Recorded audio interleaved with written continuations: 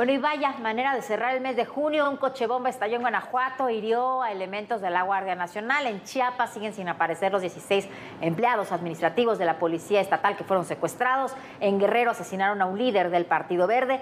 Y a todo esto se suma el asesinato de Hipólito Mora, el ex líder de las llamadas autodefensas en La Ruana, Michoacán, de donde no quiso salir nunca pese a las constantes amenazas de muerte que siempre estuvieron sobre él. Hoy un comando lo emboscó cerca de su casa y lo acribilló.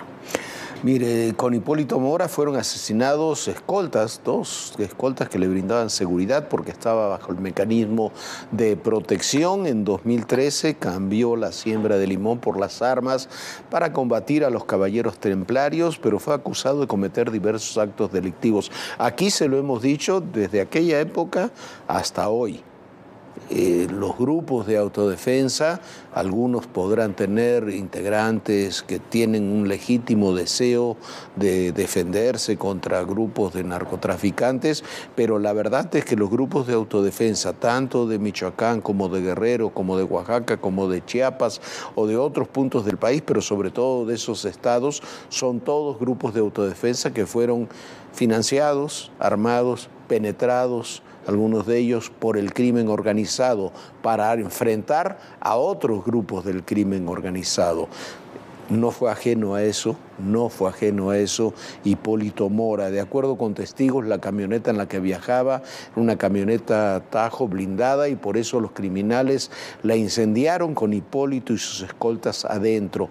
Esto es parte de los hechos terribles que sucedieron en La Ruana en un 30 de junio terrible. Como decía Viviana, asesinatos en La Ruana, funcionarios secuestrados en Chiapas, un jefe policial asesinado en Nuevo Laredo, un coche bomba en Celaya, un dirigente de partido político del Partido Verde aparece muerto también en Guerrero. Es un desastre. Y la inseguridad de un país no se mide porque subió un 1, un 2% un índice delictivo. Se mide por este tipo de hechos. Esto es lo que sucedió en La Ruana. Para mí sería un orgullo, sería un privilegio, sería un honor morir por defender a mi pueblo y defender a todos los ciudadanos que no se atreven a hablar con la verdad. Es Hipólito Mora, ex líder de las autodefensas en Michoacán, en uno de los múltiples mensajes que dio por la creación de estos grupos armados. La mañana de este jueves fue emboscado y asesinado en la localidad de La Ruana, municipio de Buenavista, Michoacán.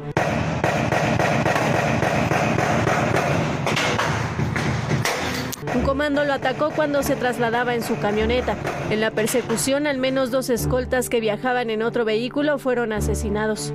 Los reportes indican que debido a que la camioneta de Hipólito era blindada, los criminales le prendieron fuego.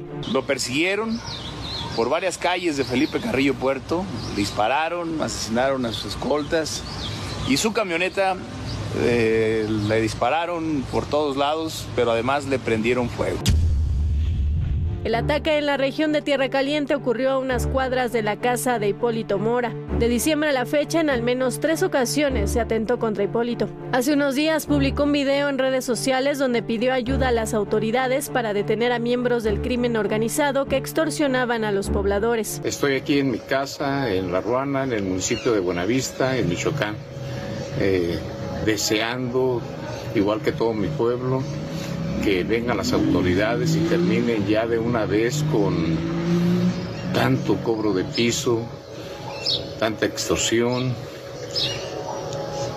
que tienen controlado todos los productos y la verdad nos tienen muy mal a todo el pueblo de La Ruana.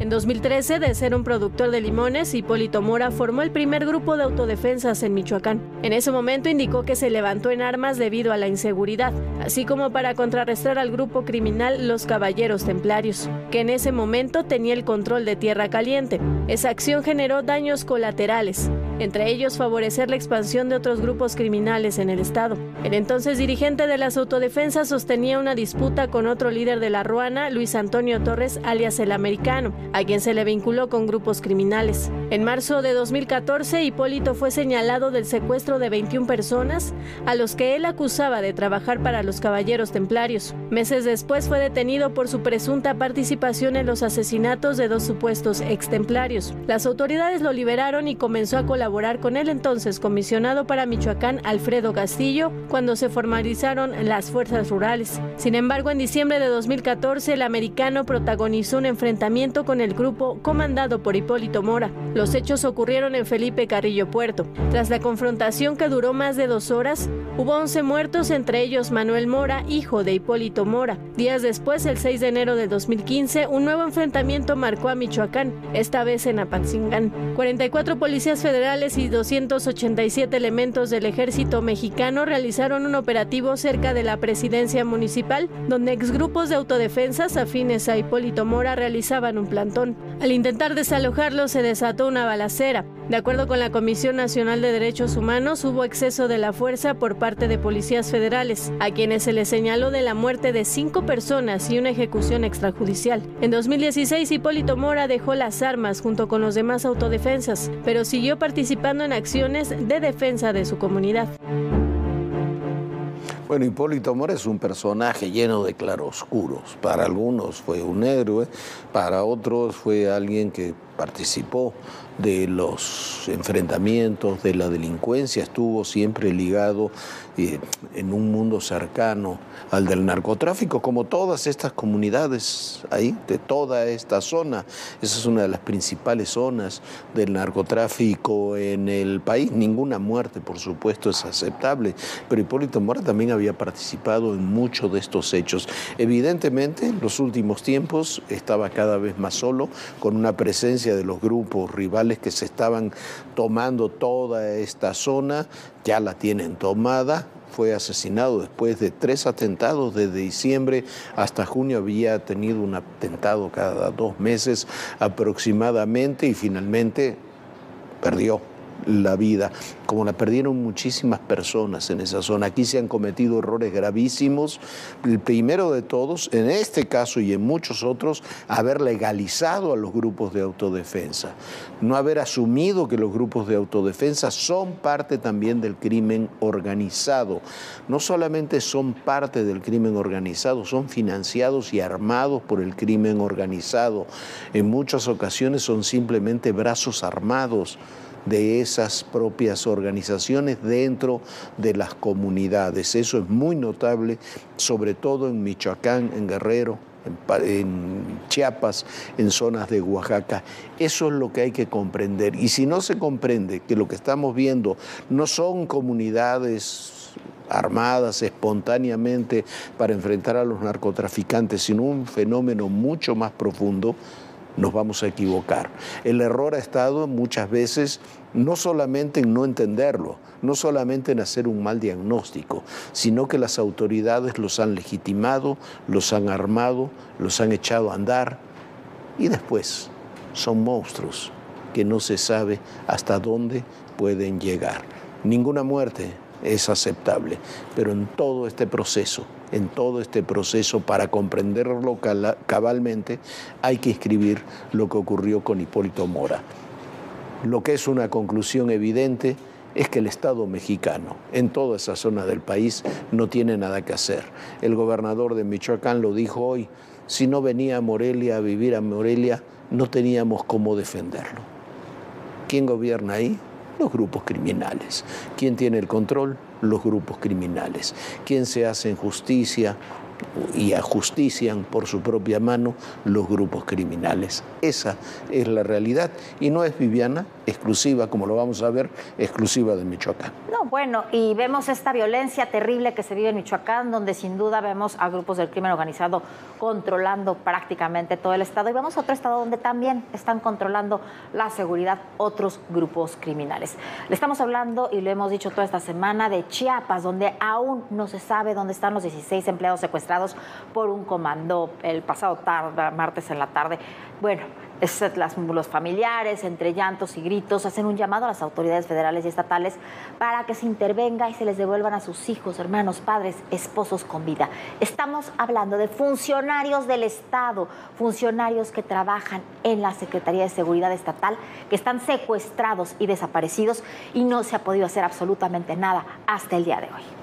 El presidente López Obrador, que el martes riéndose decía que si no regresaban a los trabajadores iba a acusar a los del comando, a los grupos del crimen organizado con sus papás y sus abuelos, una declaración que me parece terrible, que se tendría que ofrecer una disculpa el gobierno federal por esto. El presidente López Obrador hoy reiteró que no aceptará, ahora dice, condiciones de los criminales, quienes para liberar a los empleados piden la renuncia de 3 funcionarios de la Policía Estatal y piden que se libere a una mujer que está secuestrada desde el día 22 de junio.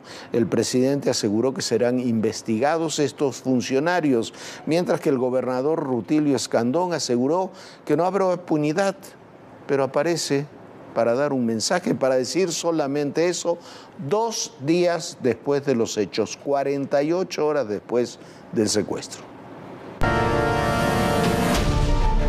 Familiares de los 16 trabajadores de la Secretaría de Seguridad de Chiapas, secuestrados la tarde del martes, siguen manifestándose para exigir su liberación.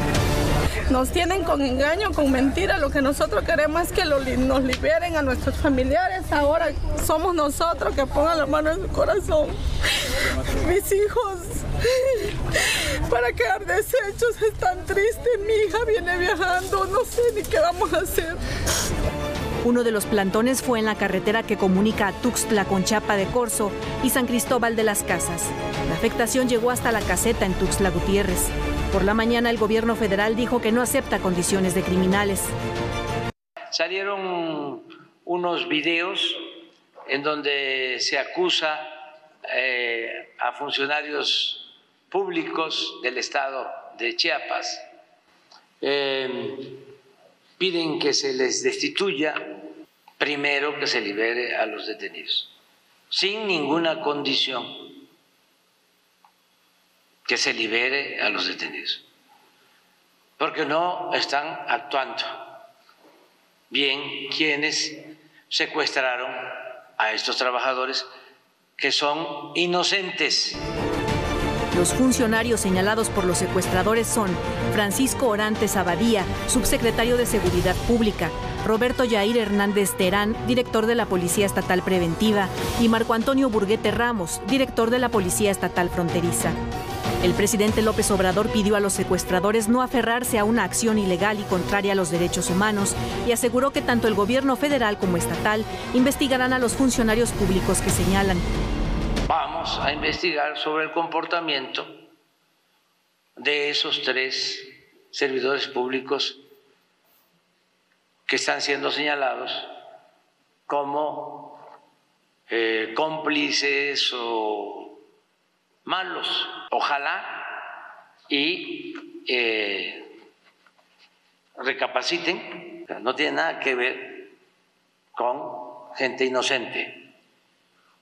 Y además no es el medio, no es la forma, no es el modo. En un mensaje, el gobernador Rutilio Escandón aseguró que las autoridades trabajan con intensidad para que aparezcan los compañeros de trabajo. Los delitos se investigan, se persiguen y se sancionan. No hay impunidad para nadie. Los trabajadores fueron secuestrados este martes 27 de junio en el tramo carretero Ocosocuautla-Tuxtla Gutiérrez, en las inmediaciones del crucero Llano San Juan. Medios locales señalan que el secuestro se debe a una disputa entre el cártel Jalisco Nueva Generación y el cártel de Sinaloa, donde los de Jalisco reaccionaron al plagio de la cantante Nayeli Sirene, quien supuestamente fue secuestrada por Jesús Esteban Machado, el Güero Pulseras, uno de los de Sinaloa. Para ADN 40, Fuerza Informativa Azteca. Bueno, aquí le veníamos diciendo desde hace meses sobre la situación que se vive en Chiapas. Esto no es ajeno a toda una situación de descontrol que hay en el Estado. Lo que hace esto es exhibir la incapacidad de las fuerzas federales, estatales y municipales para controlar a los grupos del crimen organizado. No se les puede pedir a los grupos del crimen organizado que recapaciten, que tengan conciencia. No, son grupos del crimen organizado. No recapacitan, no tienen conciencia, trabajan por sus propios intereses. Para eso el Estado mexicano tiene fuerzas policiales, militares, tiene instituciones, tiene que garantizar la seguridad. Pero esto, lo de Chiapas, desgraciadamente, ya lo vamos a ver, no es lo único que ha ocurrido el día de hoy. Hay que ponerle un nombre, un rostro. ¡Te vamos a encontrar! ¡Te vamos a encontrar! Y que vienen todas las demandas internacionales. Una ciudad tan complicada como es la Ciudad de México. Ya llegamos a Aguililla, esta ciudad, la entrada a la Tierra Caliente.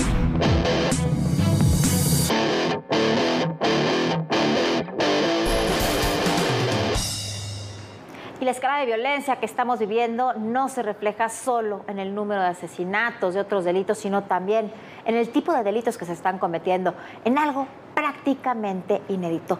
¿Se acuerda usted de las bombas en la época de Pablo Escobar, allá en Colombia?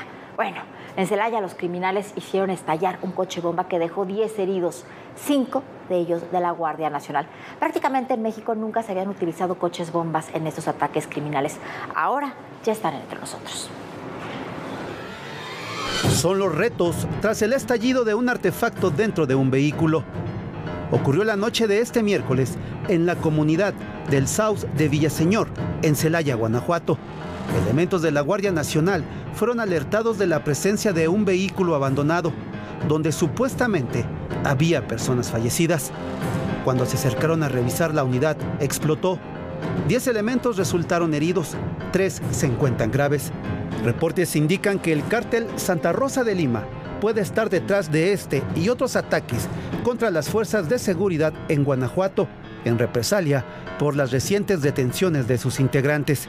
La más reciente agresión contra policías ocurrió el martes pasado, donde 3 agentes fueron asesinados, mientras que los ataques con coche bomba no son frecuentes, pero sí existe registro en nuestro país de su uso.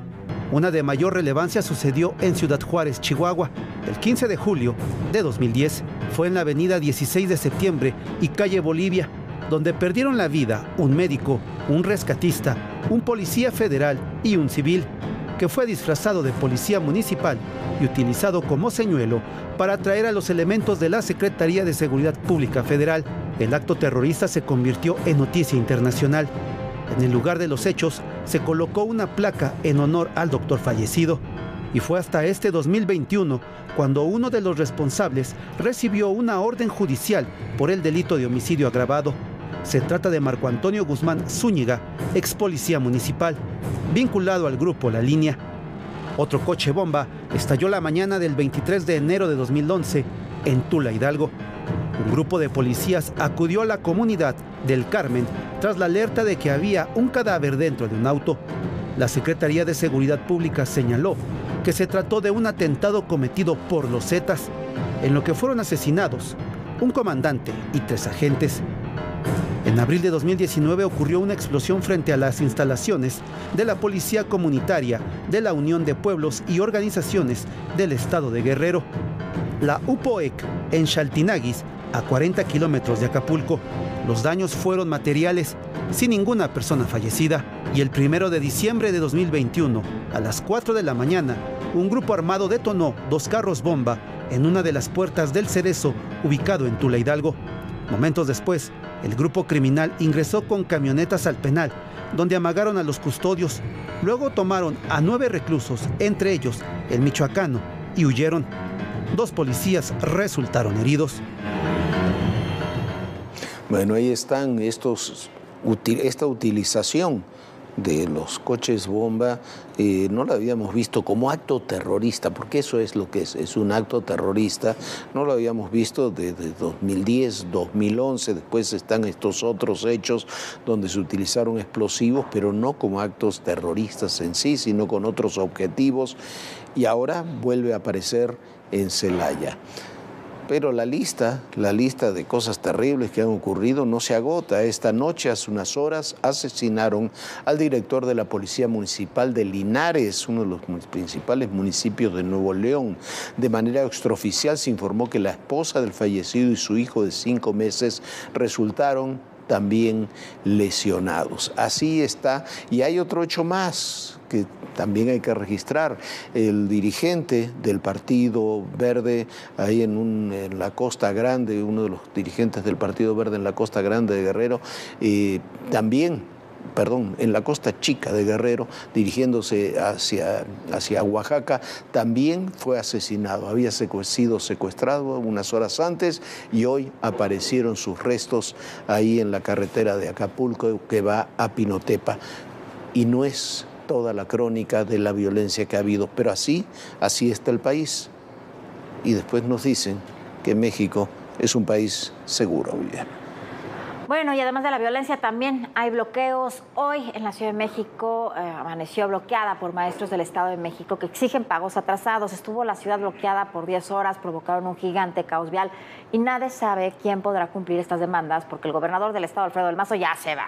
La Federación ha decidido ignorar el problema y me imagino que nadie en el gobierno entrante de Delfina Gómez querrá recibir este problema. Pero además de todo, hubo un hecho gravísimo que queremos condenar aquí desde Todo Personal y en todo ADN 40. Karen Ortega, nuestra reportera, Ivana Viña, nuestro camarógrafo, fueron agredidos por policías estatales mientras cubrían uno de estos bloqueos. No se vale.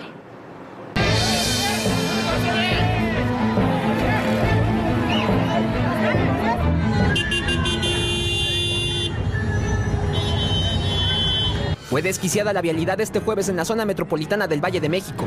Poco después de las 8 de la mañana, maestros del Estado de México bloquearon puntos estratégicos de acceso a la capital.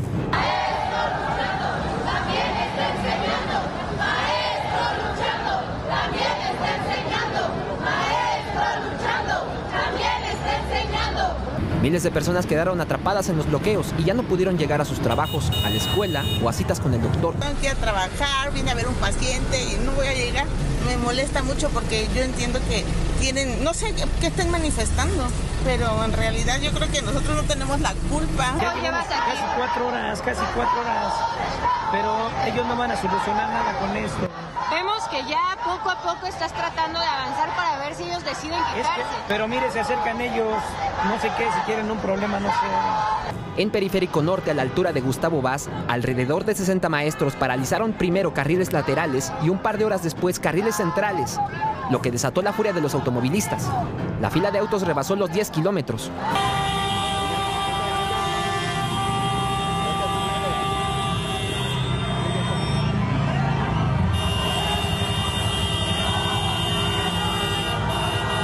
Salarios completos y el pago de bonos atrasados es lo que exigen los maestros que aseguran no les ha llegado solución. Puntos como la avenida Mario Colín permaneció más de 8 horas paralizado. Otros bloqueos se localizaron en la autopista México-Puebla a la altura de Chalco, la carretera México-Texcoco a la altura de Los Reyes, además de la carretera Toluca-Tlacomulco en la caseta del municipio del Dorado y el centro de Toluca a la altura del Palacio de Gobierno. La carretera Texcoco-Lechería a la altura de la central de Abasto en Ecatepec, donde también la avenida central fue bloqueada. Decenas de personas tuvieron que caminar kilómetros y bajar de los autobuses para acercarse a sus destinos. Pero el punto más conflictivo fue en Periférico, en Naucalpan, donde minutos después de las 3 de la tarde, policías municipales y estatales, con equipo antimotín, replegaron a los manifestantes. Durante la acción resultaron lesionados al menos 3 docentes y 3 policías. En imágenes de mi compañero Ivana Viña, que hay un docente aquí en el asfalto, al parecer está lesionado, están tratando de levantarlo.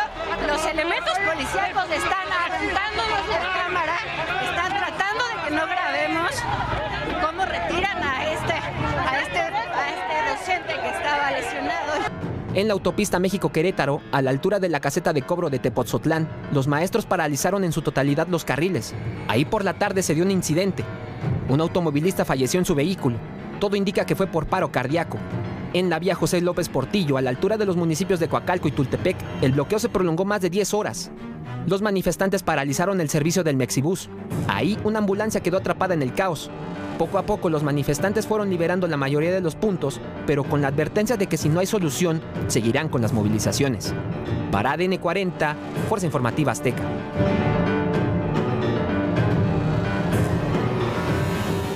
Bueno, y así estamos con policías de una inutilidad absoluta, muy buenos para agredir reporteras y camarógrafos como los de ADN 40 el día de hoy, pero no pueden ni siquiera garantizar cuando bloquean 50 personas, porque usted vio las imágenes, 50 personas, vialidades primarias durante 10 horas y dejan a miles y miles de personas ahí bloqueadas sin poder avanzar, no son capaces de retirarlas.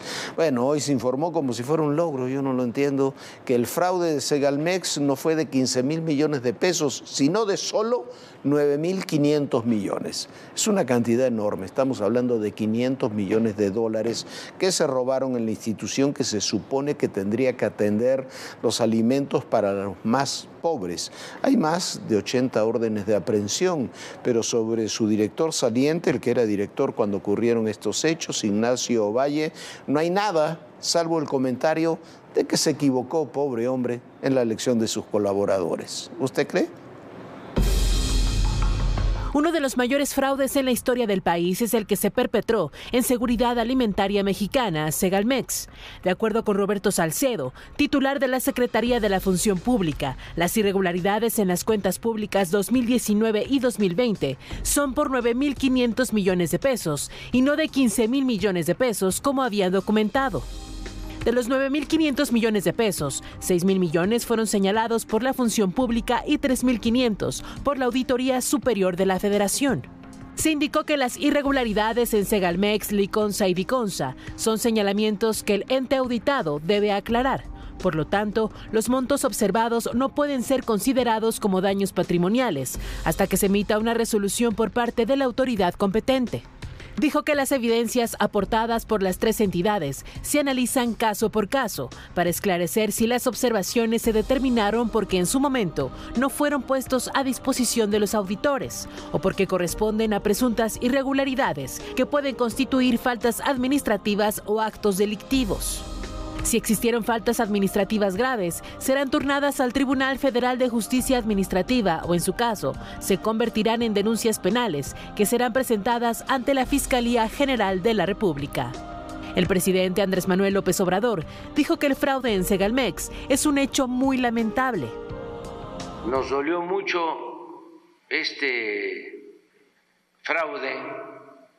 Cuando me informaron, di la instrucción de inmediato de que se presentara la denuncia en la Fiscalía.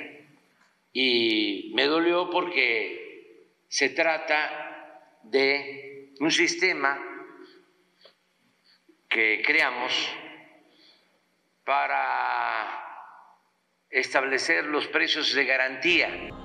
Hasta el momento hay 100 denuncias ante la Fiscalía General de la República contra 87 personas, entre exservidores públicos, dueños, socios, representantes y abogados de empresas. Tengamos 32 carpetas de investigación en trámite, 5 han sido judicializadas, pero son relativas a los 7 casos que informábamos. Se han emitido 49 órdenes de aprehensión, tan solo una persona tiene 4 órdenes de aprehensión. Y obviamente es uno de los principales objetivos de estas investigaciones. Sobre el servidor público detenido en Argentina, se indicó que la Fiscalía General de la República y la Secretaría de Relaciones Exteriores gestionan su extradición a México para remitirlo ante un juez. Bueno, un día muy complicado en términos de seguridad. El día de hoy, ojalá mañana le podamos dar la buena noticia que estos 16 elementos trabajadores del estado de Chiapas hayan sido liberados. Trate de soñar bonito. Nos vemos mañana aquí en punto de las 11 de la noche. Bonita noche, Jorge. Muy buenas noches, Viviana. Un fin de mes terrible, el mes de junio. Y recuerde, en el poder y en la política todo, pero absolutamente todo es personal. Gracias.